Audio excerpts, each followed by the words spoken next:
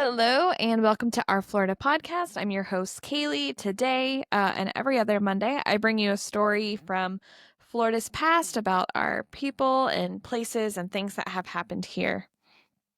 And with me today, And I am your host, May. On every other Monday as well, I will go ahead and share about Florida's unique wildlife or ecology, or keep you up to date with current events that's going on our wildlife. Recently, I talked about the Florida black bear and what's going on currently with the 2025 Florida black bear hunt.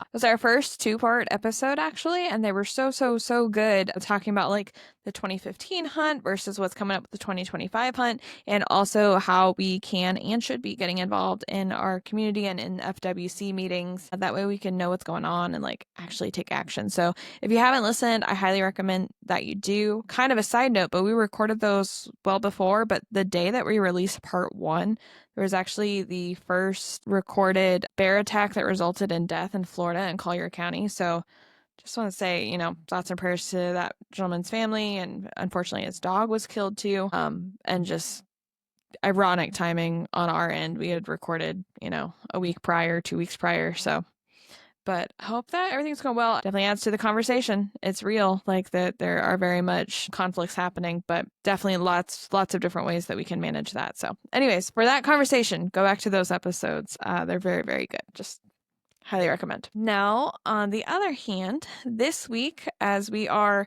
gearing up for hurricane season, we are going to talk about the deadliest hurricane in Florida history. So, I honestly, when we first started the podcast, I was like, didn't really think we'd be covering that many hurricane stories, which I know probably sounds silly, especially if you're listening from out of state and you're like, dude, that's what you guys do is hurricanes. But I was like, I don't know. I've grown up with them. They're bad. And then people survive. And like, I don't know what there is to say about hurricanes. But then when I started looking up this story, I realized that like there's so much going on here. Part of the reason that I was on the fence about covering hurricanes too is I feel like there's so much fear mongering around it where when there's a hurricane on the forecast, and this is why I'm glad we're doing this, into May and not like, middle of September or something covering this episode.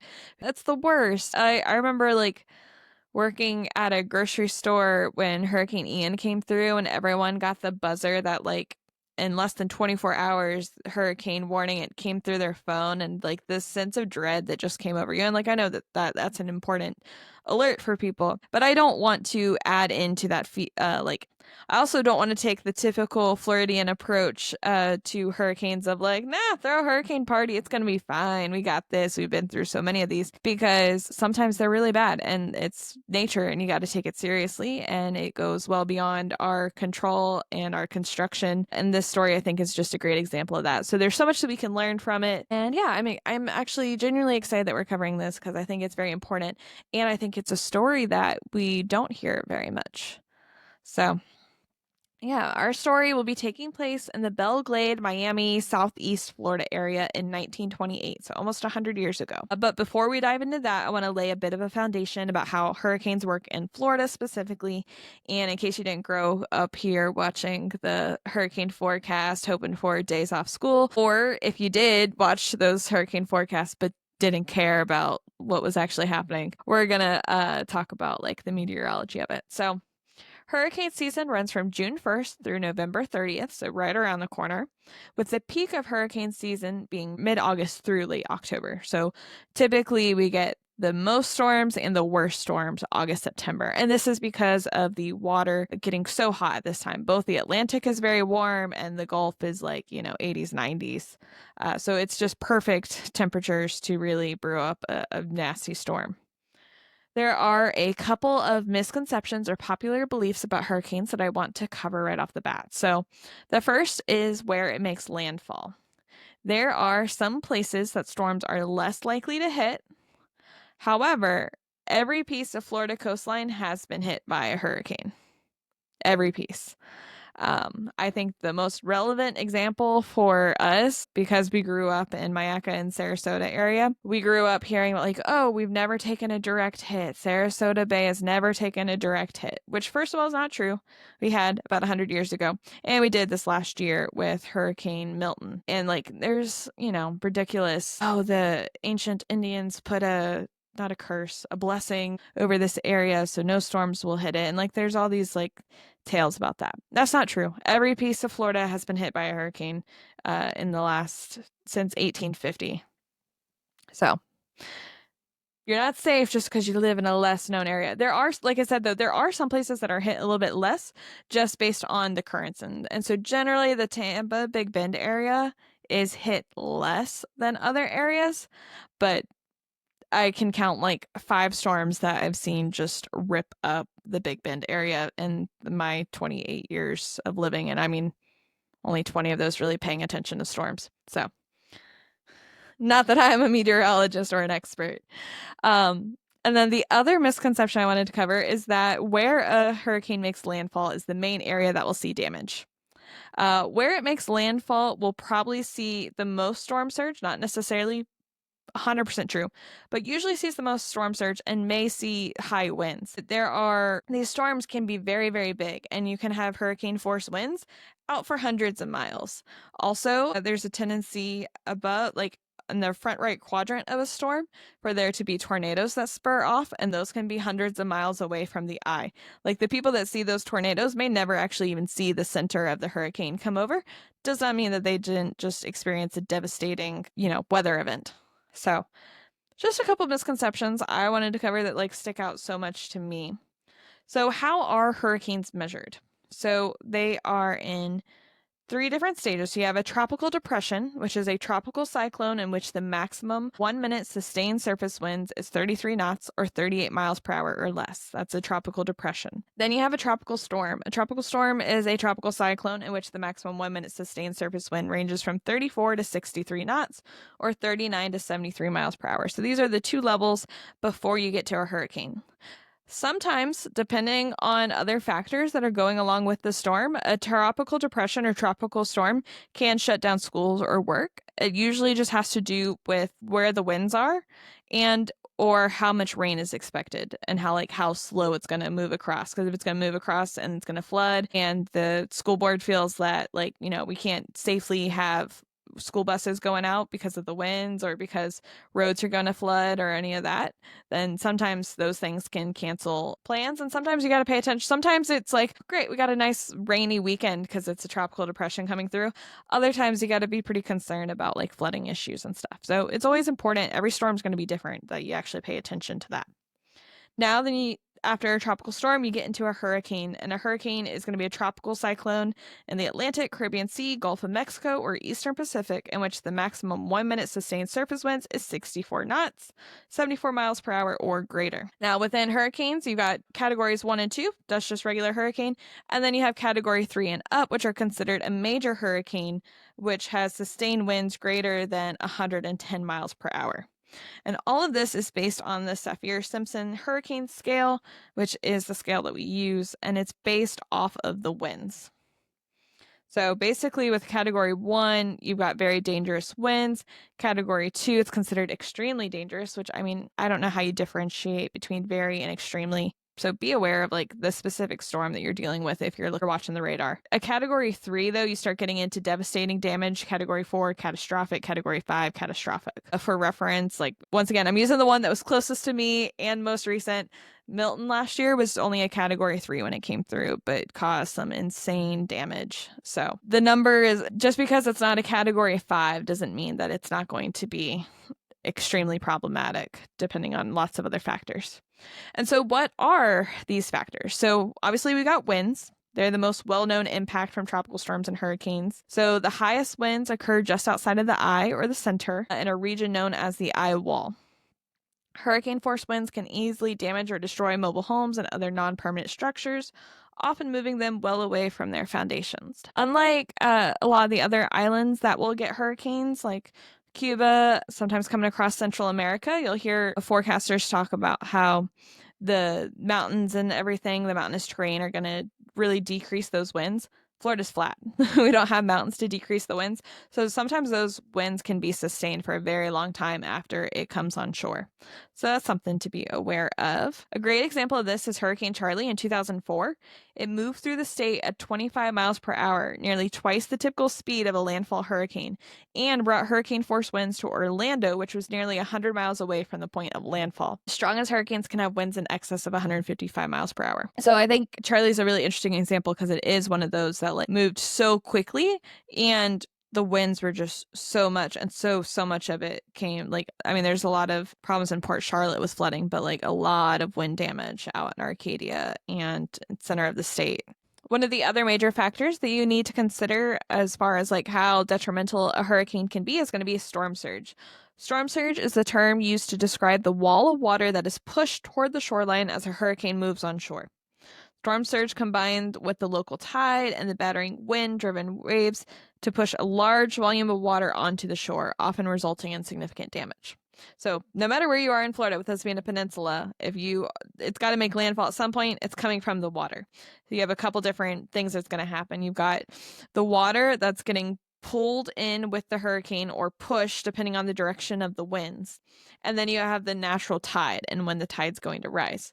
So with storm surge, it might not be that bad at the beginning, but as the night goes on, as it continues to rain and the tide comes in, then you can have where even after the hurricane has technically passed on, the worst of the winds are gone, the water's just going to keep on rising until, about 12 hours later when the tide changes and goes out again. Another factor to keep in mind that causes hurricanes to be very deadly or problematic is going to be storm surge.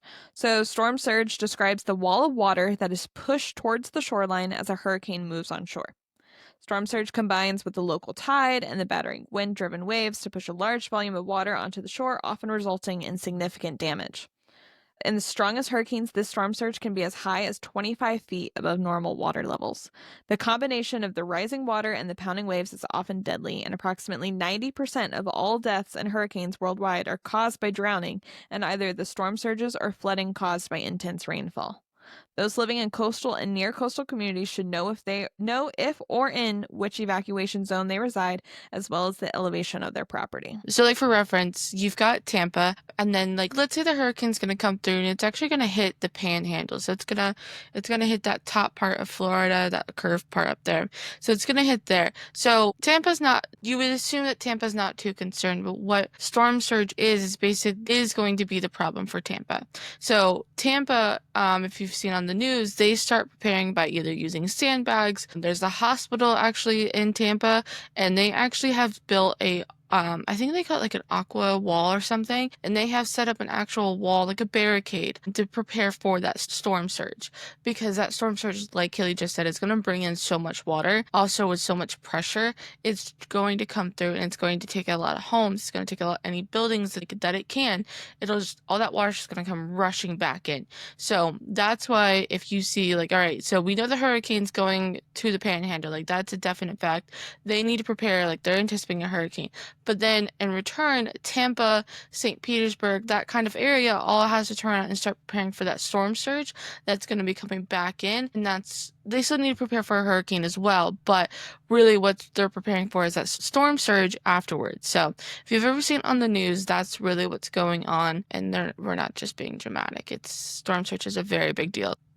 That's a perfect example because like when it starts going and it starts curving out, everyone's like, oh, we're good. Like we're not going to see the winds, we're not going to see the eye. But there's a phenomenon that happens where with the hurricane out here, it pulls some of that water to it, so you can actually see the shoreline like go back before a hurricane hits. Not always. I don't know the exact like reason that happens, but it pulls that water out. You'll see so much sand and sometimes fish should get left behind and stuff. But then when that hurricane comes through, all of that water plus the extra rain and wind it's carrying all comes rushing in, and it's just devastating. Like that is the deadliest part of a hurricane is drowning. Another factor that happens with the storm surge is you got to keep into account the tide. So a storm may hit at low tide, but then as the night continues, as it continues to rain and all that, the normal tide is going to just continue to come in and push in. And that can go for, 12 hours after the fact of just continually rising waters. So it's extremely important if you live on the coast, but also if you live by a lake, foreshadowing for 20 minutes from now. If you live by a lake or if you live by a river or even like a little like delta area, anytime that you are lower in elevation, and I know we say Florida's flat, but there are higher elevation places. If you're lower elevation, if you're by a body of water, you need to know your evacuation zones because you could, in theory, be in the center of the state away from the coast and still need to evacuate based on where you are. And I think it's interesting too. I think we forget that like all of Florida is a watershed. It's a little more obvious like in the mountains, like if you get a big rainstorm, all the water must go down. And there's literal mountains, the water's going to go down. That's what happened with Hurricane Helene. They got tons and tons and tons of rain, and then it just caused major landslides and major flooding, which is just absolutely devastating. Even though Florida's flat and the water might not get as rushing as like running down a mountain picking up speed, does not mean that with hours upon hours of rain in these watersheds and these rivers and these lakes that you're not going to have rushing flooding water here. You absolutely can and will. Which brings us to our next point, flooding. So flooding from tropical cyclones is not correlated with the intensity of the system, but instead with the relative speed of the storm. So in this case, like in the case of Charlie, the wind coming through fast made it very dangerous. In a slow moving storm, the danger is how much rain it produces and how much flooding that can lead to. So, flooding from torrential rains can produce a lot of damage. Hurricane Easy, which I don't know who named that, but wow. Hurricane Easy in September of 1950 dumped an estimated 38.7 inches of rain on Yankeetown, Florida in a 24-hour period. This amount Where's cannot. Yankeetown, Florida? That's a good question. Let's find out. It's also a good name, right? Right? Yankeetown, town in Florida. Gulf Hammock Wildlife, Wakasi Bay Preserve State Park. Where are we at? Big Bend area. North of Tampa, south of Gainesville, right on the coast. Okay. By the Big Bend Seagrasses Aquatic Preserve, the Nature Makes sense. Coast. We gotta do some more episodes up there. But yeah, so they got an estimated 38.7 inches of rain in 24 hours. It cannot be counted as an official observation since it was estimated. So the official 24-hour state record rainfall amount is 23.38 inches. So an inch an hour, roughly, came from the outer bands. The outer bands of Hurricane Jean in 1980. Which we gotta ask our grandparents. I'm pretty sure Hurricane Jean is one that our grandparents talk about as being a bad one for them. I think every generation of Floridian has like hurricanes that stand out to them. Like for me as a kid, it was Charlie, but I really feel like that was like our parents, like one of the earlier hurricanes they had to deal with as adults. For us, it's probably Irma, Ian, Milton are bigger ones. But Yeah. yeah, there's definitely ones that like our grandparents. Jean, I think, is one of them. Andrew, for sure. Hurricane Andrew, I know, was devastating. Anyways, if you're new to Florida, here's a new pastime. You get to just talk about hurricane names. Yeah, you remember this one? It's what I we don't do. know. Sometimes it's kind of fun. It is. It's also interesting too, especially when you have people from different parts of the state talking about the same experience, because sometimes you'll be on the other side of the state and like you don't even really realize there's a hurricane going on, and then there's other times like everyone all together we're in this. We might have very different experiences. Like you might be worried about flooding. I might be dealing with, the roof trying to come up or something, but we're all in this together. As I had mentioned before, there's also tornadoes associated with tropical systems that typically form in the right front quadrant of the storm relative to the direction of forward motion. So if you're looking at the storm like it was a clock, this would be the area from noon to 3 o'clock in the direction that the storm is moving. So like the ones that I've like grown up seeing is like, when a storm's coming across either Port Charlotte or Tampa or Sarasota, that area, then it means the center of the state is going to get some really nasty tornadoes like Wauchula and beyond. While not normally as intense as tornadoes produced by non-tropical severe thunderstorms, these tornadoes often move very fast at speeds over 50 miles per hour. Another common area of tornadoes in a hurricane is in the far outer rain bands, which can be hundreds of miles away from the center of the storm. So like that's just great example that you talk about. Like, we might be experiencing this, but someone in the panhandle might be like, yeah, I got a nasty tornado that tore my whole yard up, even though hundreds of miles away. Now, I don't want to just scare you or give you a ton of information without also helping you prepare for this, because while hurricanes are devastating, they are uncontrollable. They are a force of nature, act of God if you're talking in insurance terms. There are a lot of things that you can do to help and prepare yourself. So check out floridadisaster.org. They have great plans for family and your business. So I hadn't really thought about that, but yeah, if you're a business owner, you have to protect your property and protect your people. So it will help you create a plan. Be prepared with supplies. I think the big thing is that they recommend being prepared for at least 2 weeks without power. I would say 2 to 4 weeks without power would be something to prepare for. So don't hoard. Don't hoard stuff. Don't panic buy as much as possible. Have your important documents ready, medications, etc. Have some gas. If you have a lot of food in your freezer, like our family has always raised our own cows and stuff, so you might have like a year's worth of meat in the freezer, then you need to be prepared to have a generator ready and running. I think FEMA does some help with like people that lose the food in their fridge and freezers, but that's also going to take months for that to get to you. So it's just really important to be prepared. But floridadisaster.org has like actual lists you can use. You want to have drinking water and food in case you're out of water or power. So food that you can eat without having to cook it, or with having like, a setup that you can cook. Grills are great. I think Megan last hurricane was hanging out with our aunt. Shout out to Aunt Christy who listens to the podcast. So if you're on your way to work, go Aunt Christy. And they made pancakes on the flat top on the grill outside after the hurricane. I was like texting her, like, I was out of state. I'm like, how's everyone? She's like, I'm good. I'm eating pancakes right now. So, be patient. I think that's going to be my other tip is be patient with the storm and after everything's come through. I think when a storm's coming through and everyone's preparing, there's a lot of aggravation because it feels like you can't get what you need. You're still having to go to work. You're still picking up kids from school. And like, there's just a lot of anxiety. So during that time, be kind, to only take what you need. That's why it's important to prepare now before we're like actually in the throes of hurricane season, because there are some people that for whatever reason cannot afford or don't have the option to prepare or have to work up into the last minute.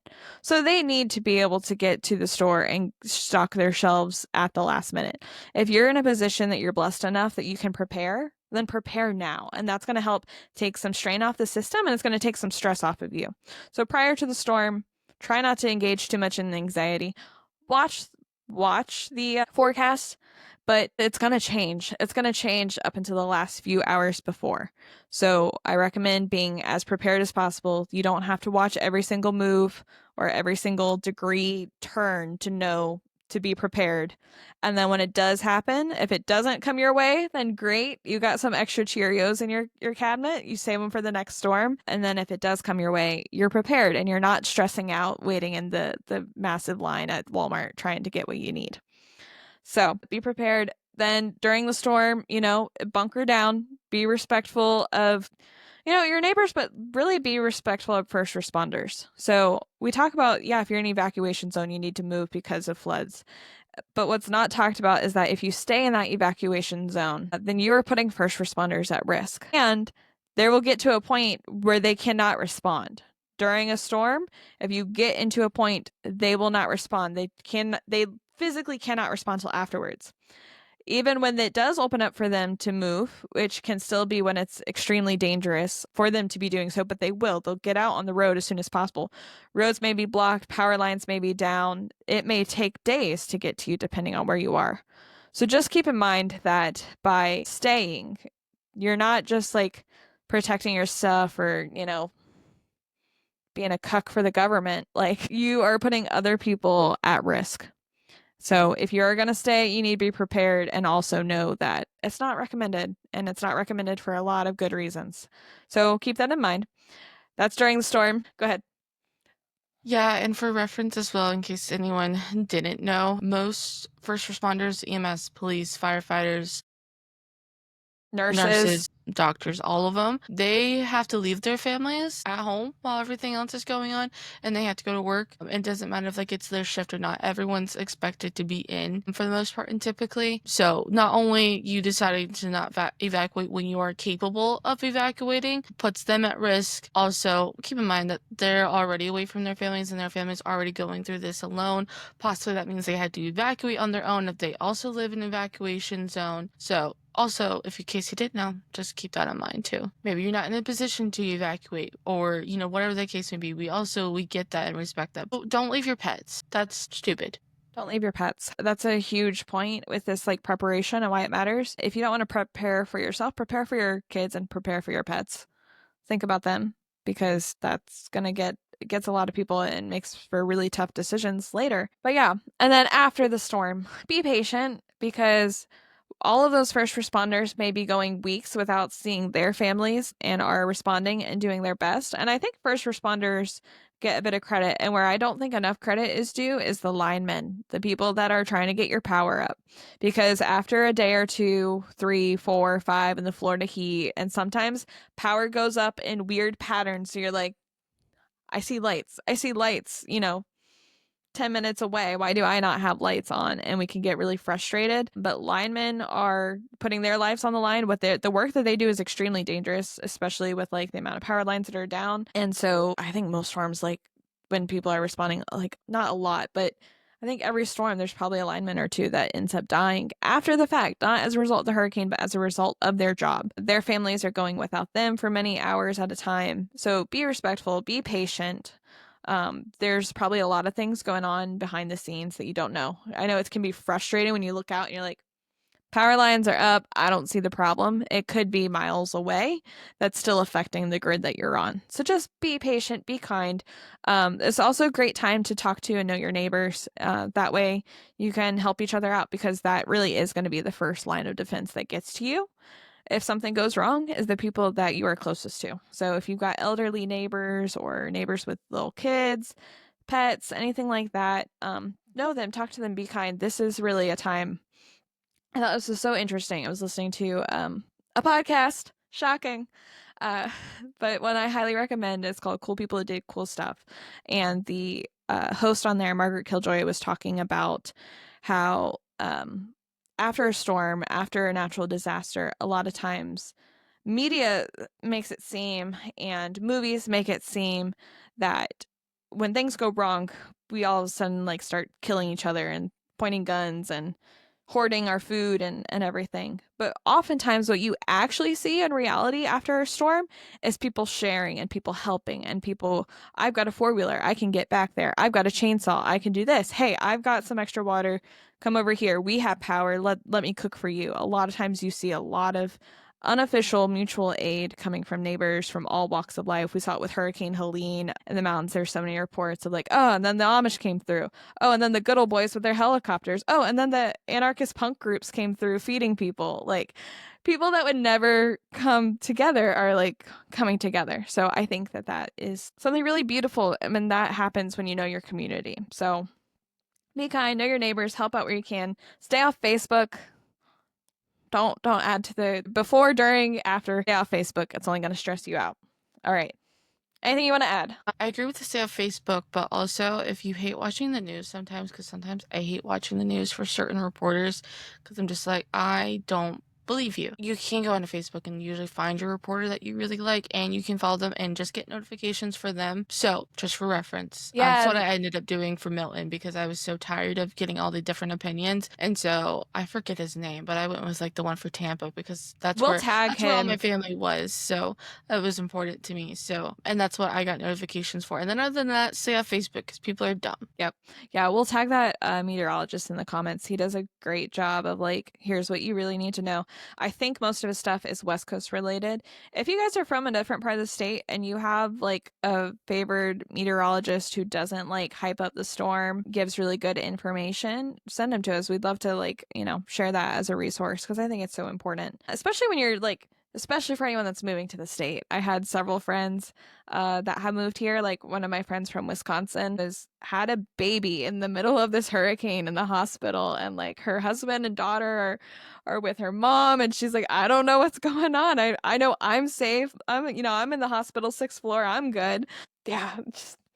So it's good, especially if you're not from here, if you're not used to it, having those resources that you can trust that are like gonna help you be prepared. All right. Done preaching. Let's share a story of an example of a very deadly hurricane, some mistakes that were made, and also just some of the fallout that came afterwards. So, set the scene for where our story is taking place. So, we're going to be in Okeechobee. Lake Okeechobee is located in South Florida. It is the largest lake in the southeastern United States and is thought to have been formed about 6,000 years ago when the ocean receded. With a surface area of 730 square miles, the Seminoles named it Okie, meaning big, and Chubi or Chobi, Chubi, meaning water, so big water. Lake Okeechobee is shallow with an average depth of only 9 feet. It is so large that you cannot see the opposite side when standing on the shore, and it's part of a much larger watershed which includes the Kissimmee River and the Everglades. So, if you are looking at a map, this is the big eye of blue water in the middle or South Florida. I thought it was really crazy that it's only 9 feet deep. So crazy. I wonder how much of it, if it's only 9 feet deep, I wonder how much of it dries up when we get like really dry. Which I know that we turn around and get a ton of water typically through our rainy season and of course typically hurricanes. But I wonder how much of it dries up when we are super dry. It's a good question. Now is probably a great time. I think like all around there is very, very dry right now. Very dry. I mean, I think Manatee County too, 600 acres of Max State Park just burned. It's so dry. So hopefully we'll get For rain. reference, for anyone that's not in Florida, we are desperate for rain right now. We have not, I mean, Orlando just got some rain last night and then started this week. So we're doing a lot better, but South Florida, Sarasota, we all would like some more rain. We're very dry. Exactly. Part of though it probably not drying up is, or like not drying up entirely, is it is part of that big watershed. So like Kissimmee River is going to drain down. So like Kissimmee, we keep saying it like we know where it, because we do know where it is. It's by Orlando. It's south of Orlando, east of Orlando. Yeah. It's where one of our aunts lives, and then close to where Megan is now. So that river watershed feeds into the Okeechobee, filters through, and then that water feeds into the Everglades. So at different points in history, like Marjorie Stoneman Douglas kind of, that episode talks about this a little bit. We have plenty more episodes that talk about that whole watershed, because at different points in history, we've all thought it was completely separate. Like the lake is just the lake, but really it plays an extremely important part in like having water constantly fed into the Everglades. But I digress. Because in 1928, it was estimated that there are around 8,000 people living around Lake Okeechobee, and over half of them were Black farm workers and migrant workers from the Bahamas, but the exact number is unknown. So there's actually 8,000 people, which at that time is a pretty decent amount, especially because, like, even today, there's not a ton of communities around Lake Okeechobee. It's a pretty chill area, small town. So this is Jim Crow era. We've got small Black communities, former slaves and their children and grandchildren from the area, as well as people that traveled further south, like from the U.S., like migrants from within the US that traveled to Florida because Florida has such a long growing season to work there. And then also migrants from the Bahamas, which I thought was really interesting. I hadn't really heard of that before or thought about that. So in the early 90s, farmers, or more accurately, farm workers, dug dikes and canals to redirect water from around the lake. They used mud dikes to contain the lake, dry the wetlands, and plant crops like sugarcane, tropical fruits, guava, and so on. So this is an extremely common pattern in the 1900s. I would like to say we figured it out by the 1930s, but the Marjorie Stoneman Douglas episode with the Everglades really pointed out that we did not. It took 70s, 80s, 90s for us to start taking the water seriously. And so what they're doing is they are building up these dikes, so redirecting the water. So instead of this the edges of this lake kind of like meshing into this grassland, it's drying up so you can then plant there, because that's really rich, mineral rich water, or not water, ground, because it's been soaked with this lake water for thousands of years. And so they're planting all of these tropical fruits that are super popular, very good cash crops. The area is highly populated, but also highly impoverished community built on historic wetlands. So before this hurricane that we're going to talk about makes landfall, we start on September 10th. On September 10th, the storm is reported by the SS Comac about 600 miles northwest of Barbados. By September 12th, 2 days later, the storm moved through the Leeward Islands, likely as a Category 4. It caused catastrophic damage, and since there were hardly any warning, it was extremely deadly. The next day, it hit Puerto Rico, likely as a Category 5, causing massive damage. It was originally reported that it would not hit the island as they didn't usually take that path. It killed an estimated 312 people as the island was battered with hurricane force winds lasting for 18 hours. So I think it's interesting here. You see like a couple of those mistakes of that whole like, oh, it doesn't usually go this way. Like this, or if it's coming from there, we don't usually get hit, and then they did. And then it was a Category 5, so massive winds sustained for 18 hours. So with that, 312 people dead. The morning of the 14th, it passed near the Turks, and on the 15th, it looked like it was going to cause a significant impact to the Bahamas. The center of the storm would eventually pass just north of Nassau on the morning of the 16th, avoiding a direct hit to the island. However, the meteorological recorder at Nassau estimated wind speeds reached 110 to 120 miles per hour. The top wind speeds needed to be estimated because the anemometers cups blew off after recording a 96 mile per hour wind gust. Considerable damage to property was reported, with crops suffering damage as well. According to the National Hurricane Center, 18 people were reported to have died. The estimated death toll for the Caribbean is at least 1,500. And I'm honestly unclear. I don't think that includes long-term effects of like crop damage, loss of food, and starvation conditions experienced by so many.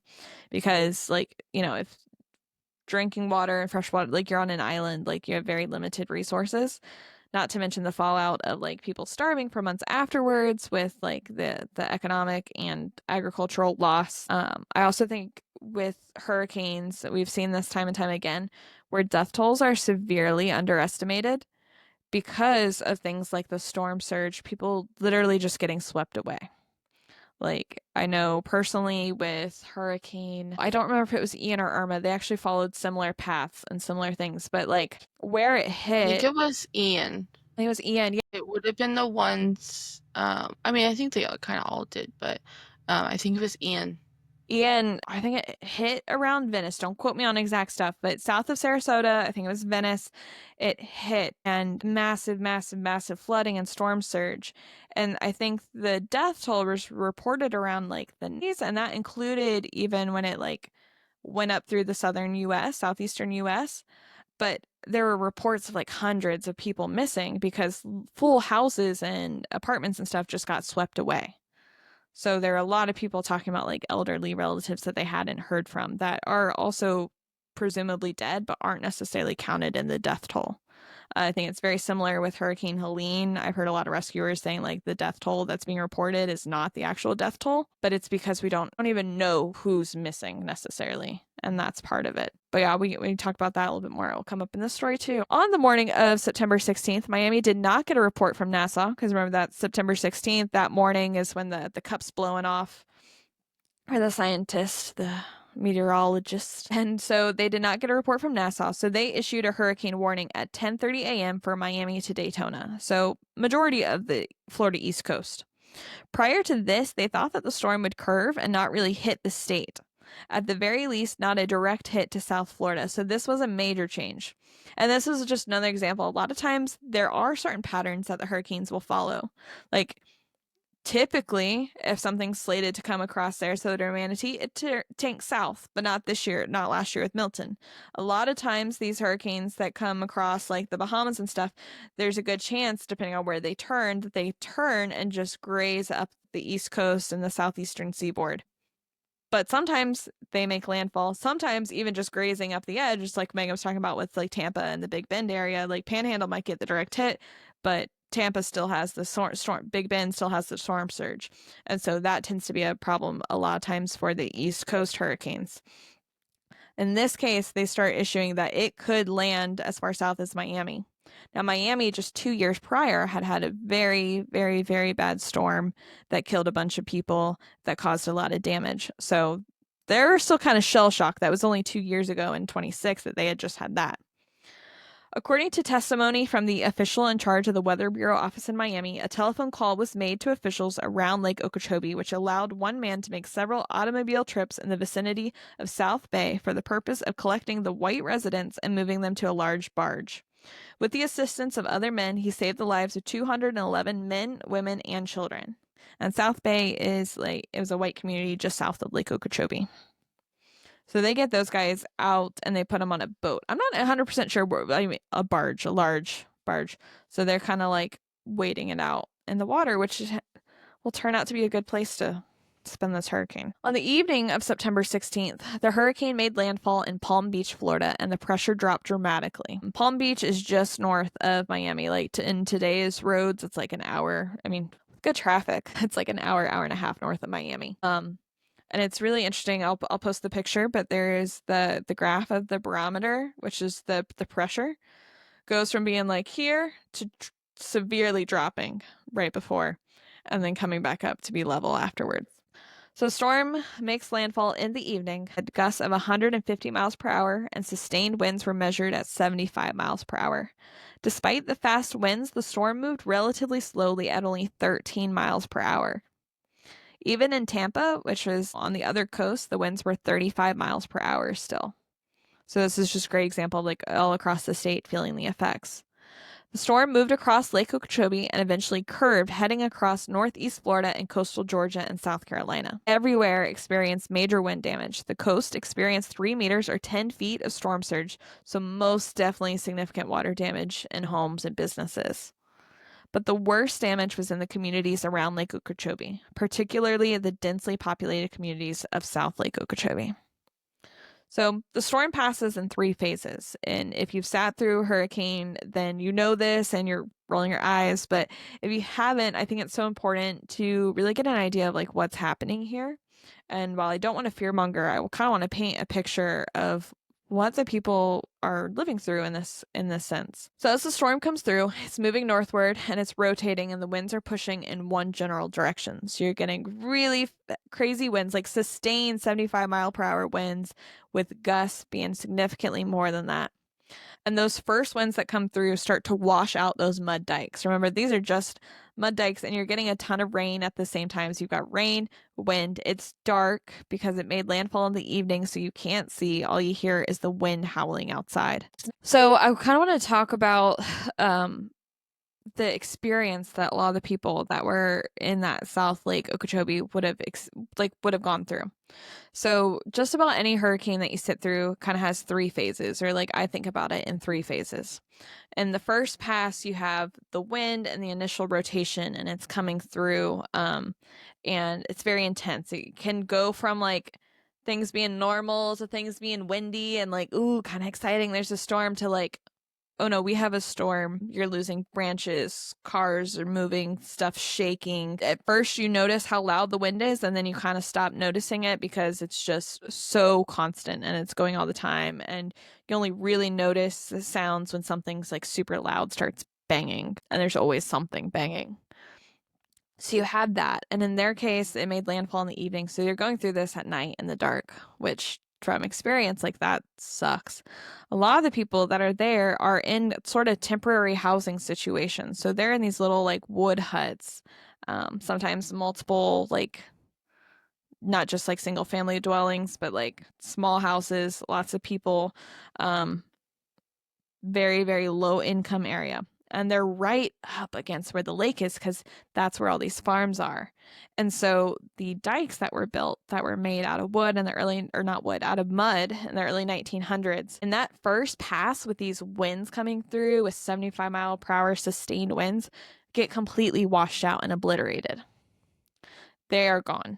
So with that, the water starts to rise. Now, prior to this hurricane even coming through, the lake had already been above average height because there had been above average rainfall.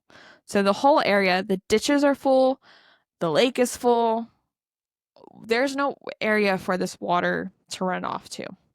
Then the dikes wash out, so the things that are keeping the water in are gone. So water starts moving forward.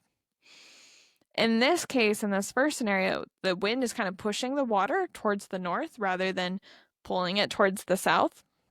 or pushing it towards the south. So it's not as bad, but a lot of these people in these houses are starting to notice that like the water's rising. They're seeing it in the yard, they're seeing it in the chicken coop, like it's coming up to the porch steps. And also, I feel like I can't stress this enough.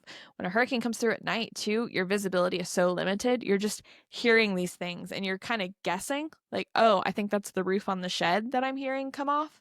But you don't know. You know, it could be the roof from a mile away that's banging, and like you're seeing the water but you might not see it until it's like at your doorstep because you've got like a flashlight that you're looking at or a candle or something. So that first phase is that.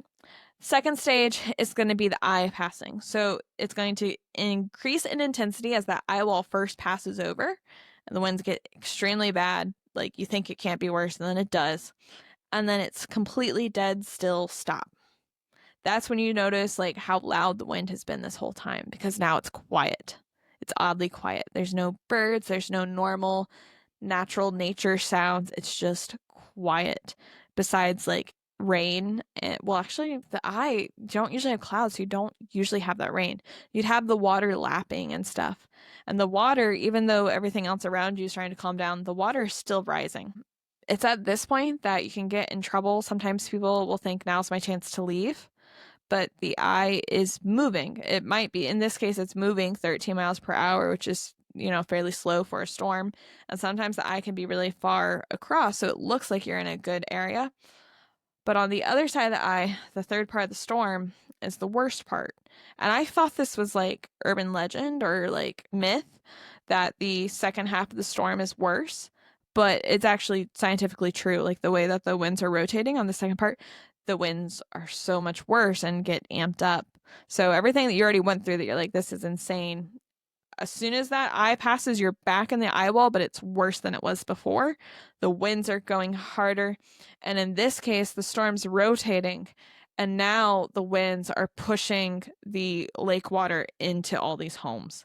And so it's just massive flooding. You know, people are climbing on top of roofs. Some people are trying to bail out and run in the middle of the night away because otherwise you're getting swept up in your home. A lot of homes are just under the pressure of the water. Like, I think we kind of forget how dangerous water can be because you're like, just swim, you know, you can float on top of the water. But like in rushing water in situations like this, there's debris, and also it's like a wall of water. It's just coming at people and at these homes. So like even big homes that were well built are like cracking and crushing under the pressure and either might be essentially like exploded into splinters, or even if the structure stays together, that whole structure is getting dislodged and pushed down and then getting pushed into other houses and vehicles and people and animals and livestock. So just absolutely crazy what is coming through at that point. And that second side of the storm, so like I looked it up. It's called the dirty side because it can be so bad for people. So in the next morning, after the storm has passed and the rain finally stops, in the daylight, the damage was just astronomical. People and animals hung to trees and debris, some alive. Many were just bodies tangled in roots and tree limbs and debris. Initial estimates said that around 1,500 people had died. Over time, that estimate would bump up to maybe 16 or 1,800, but it would take until 2003, 75 years later, for the National Weather Service to publish that they estimate at least 2,500 people had died in Florida as a result, making it the fourth deadliest hurricane in the U.S. and the deadliest in Florida. So that's like, as we're talking about like a difference in death count estimates, it takes 75 years for everyone to be like, actually, it was probably about 1,000 more, almost twice as many as we said initially. It's like a quarter of the population. Of that area, yeah, of that Yeah, because you said it's 8,000, or yeah, a little over a quarter. yeah, that's a really good point. I hadn't really thought about that, but yeah, that's like essentially like 1 in 3, 1 in 4 people that you know. And I mean, specifically in that community is 8,000. And obviously there are people that died that weren't just in South Okeechobee, but that's where you're going to see the most of those death tolls. But yeah, 75 years to get that extra 1,000. Talking about, so this was the deadliest in Florida. The deadliest in the US was in Texas in 1900. To kind of put it in a more modern reference, this hurricane had more deaths than Katrina in 2005. Although we're also not 75 years out from that. I don't know. That might be a higher death toll than what we have said. I don't know. But and also less than Hurricane Maria in 2017, which hit Puerto Rico, which I think we didn't cover as much because it wasn't in the States, which is unfortunate because News, there was a lot going on, whether or not we would be sending money and things like that to actually help and and I don't know. I mean, this was when I was in high school. I don't remember too much about it. I just remember it being on the news a lot, being like, oh, this being a huge debate. Are we going to do that? And, should we? And then people being really mad that we are, and that was its own issue.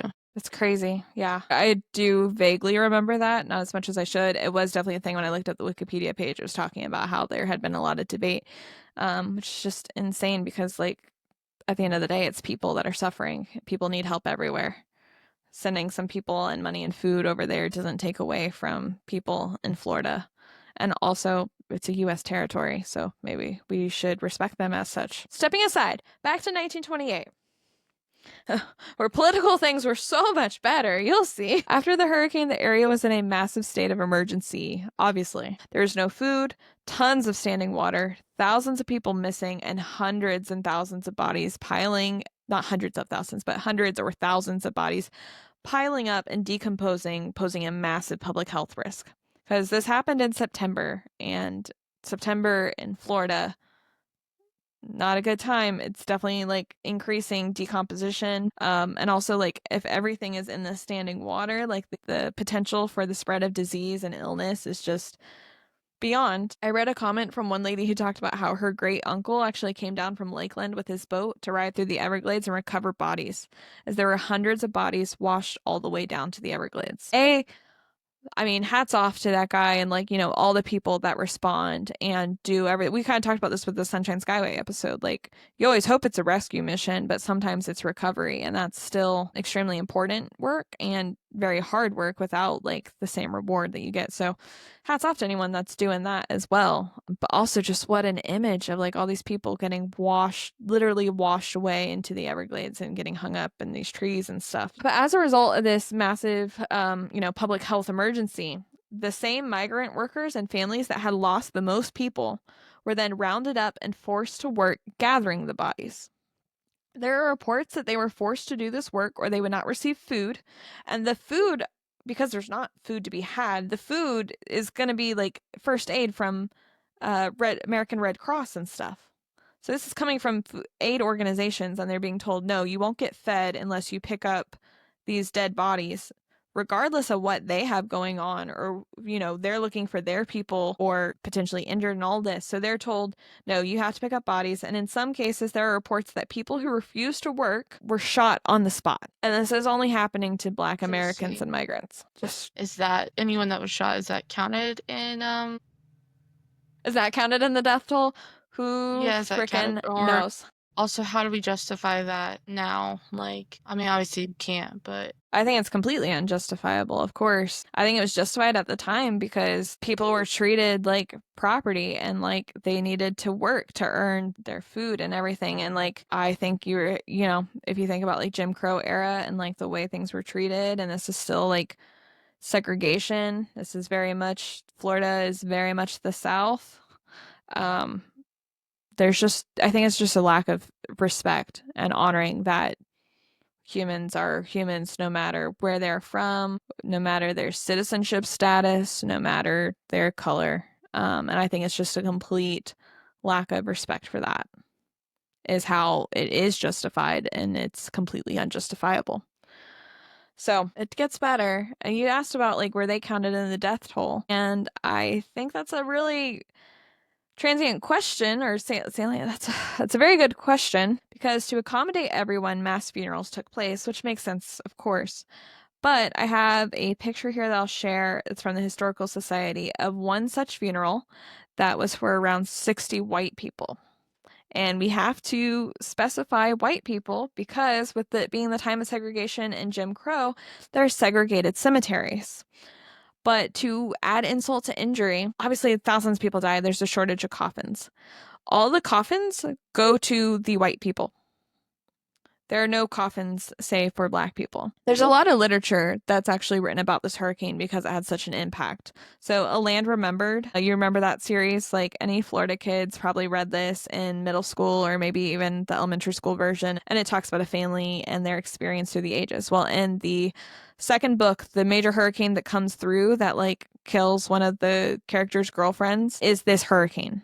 So they talk about it. A more famous book is Zora Neale Hurston's Their Eyes Were Watching God. And the storm that takes place at the end of the book, that's like the tying together of everything, that is in reference to this hurricane. And that book paints such a it's a beautiful book. It's very well written, but it's so sad. And it also talks about, like, it paints a really good picture of the migrant, the Black experience. Actually, they weren't migrants. She was, the character in this book was born and raised in Florida, but talks about the experience that the farm workers had, the Black farm workers had afterwards. And so, like, for example, it talks about how, the guy basically gets pressed into a chain gang to go around and pick up bodies and has to sort them out, whether they're white or Black, because the white ones are getting a proper funeral. And like we can't even and like it's talked about like in this book, the character's like, I can't even identify the bodies. Like, well, look at the hair, look at this. You have to. If you really can't tell, then I guess throw them in the black pile. But like I don't want to see any crossing. And it's like people are freaking dead. Thousands of people have died.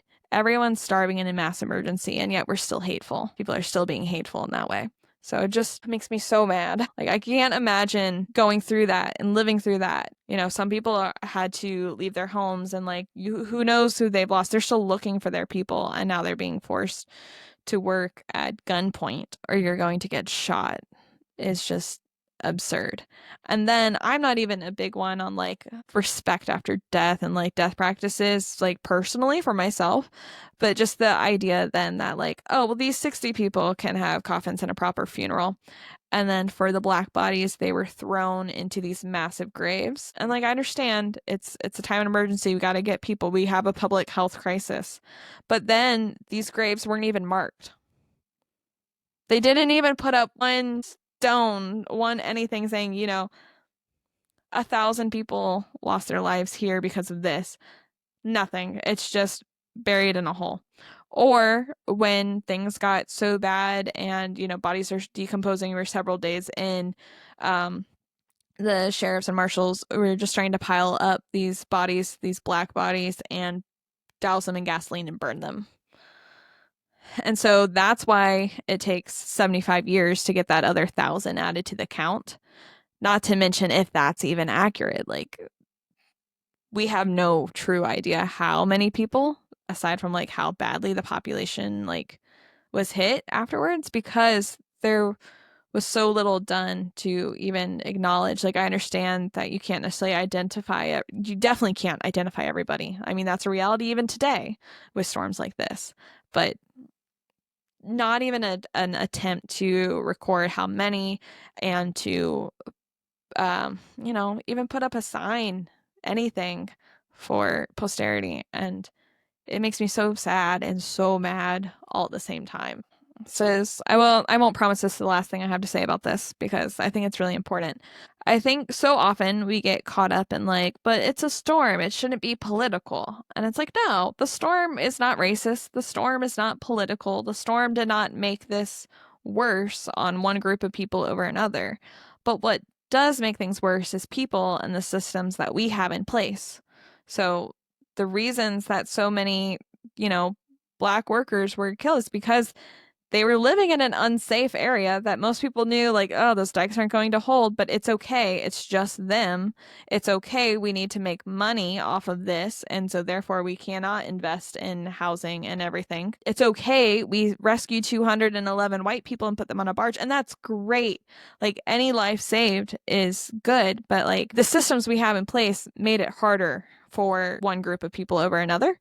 And that continued afterwards too, with like seeing people freaking threatened at gunpoint. So I understand that a storm is not racist or that a storm is not political, but people inherently are. And so therefore, like, it's like the Puerto Rico conversation in 2017. Like, should we be sending money there? I don't know. Are people dying? Do people need help?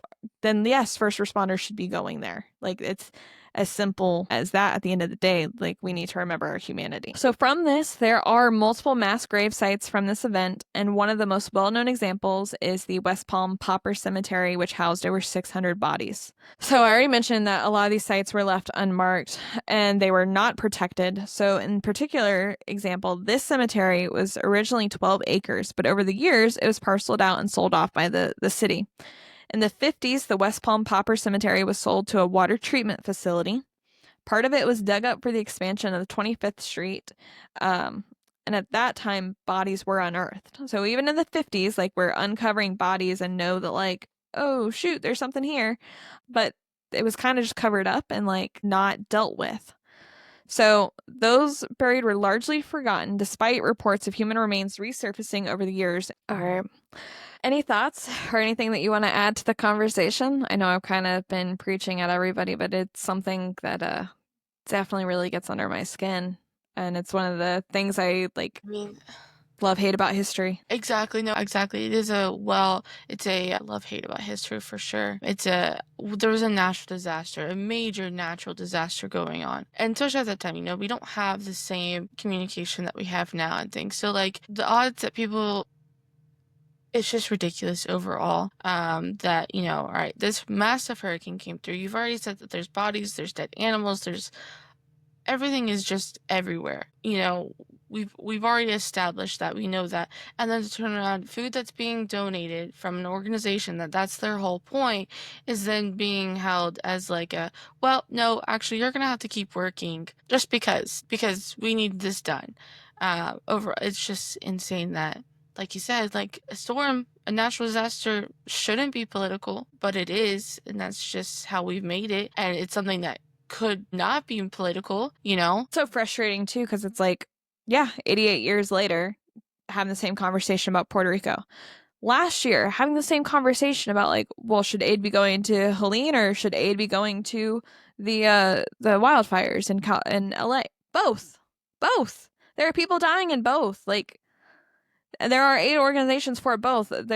So we have these mass grave sites, and there are several. For the purpose of today, I'm going to focus on the one in West Palm, the West Palm Pauper Cemetery, just for the sake of today. But there are several throughout the state from this specific event, and I alluded to this before, but what is also extremely frustrating is that they were left unmarked. So not only were hundreds or thousands of people buried in these areas, in this case, there's estimated 600 people were buried, but it was left completely unmarked. And so partially because of that, this 12-acre cemetery is slowly parceled off and sold by the city for money. And during, the next 80 years, occasionally there's going to be different projects that are done. It's going to be sold for different things. So, like, for example, they just started rerouting of 25th Street in the 1950s, and at that time, bodies were uncovered, and it was kind of covered up and, like, kind of kept kind of hush.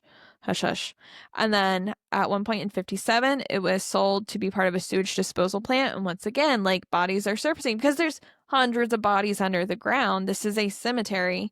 This is a mass grave.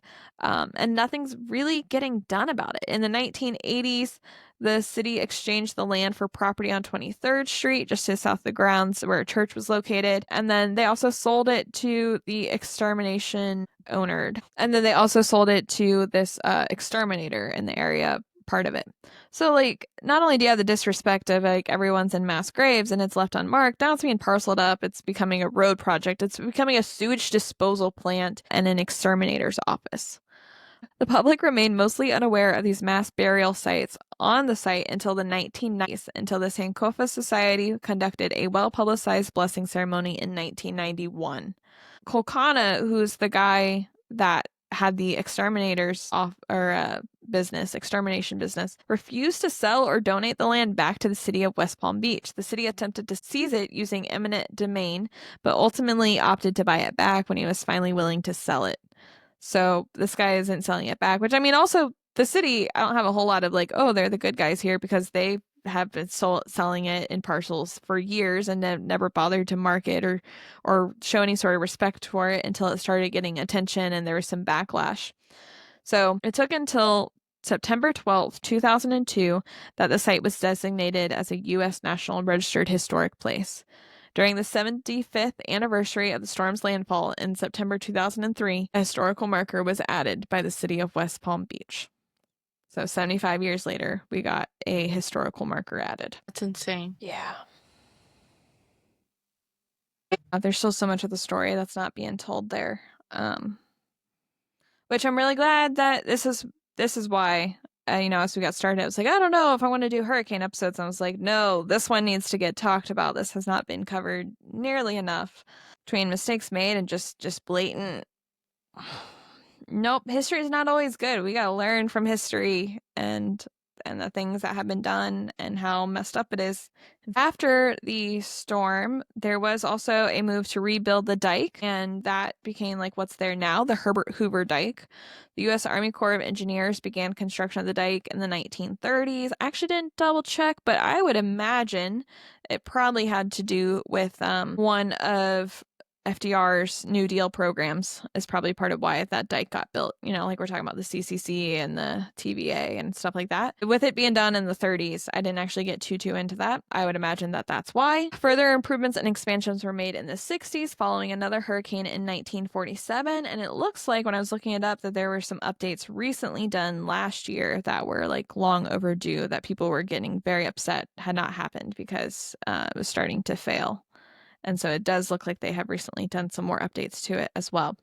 The dike also plays a role in managing water levels in Lake Okeechobee, ensuring that water can be released to downstream areas without causing excessive flooding in the surrounding areas. That burial site of 600 isn't the only one. There's multiple mass burial sites around Florida.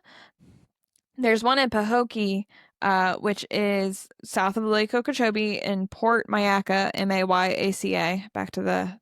Back to our first episode. And it is the resting place for over 1,600 individuals, and that's another mass grave site. And there is a memorial sign there now. I think it took years for that one to get one as well.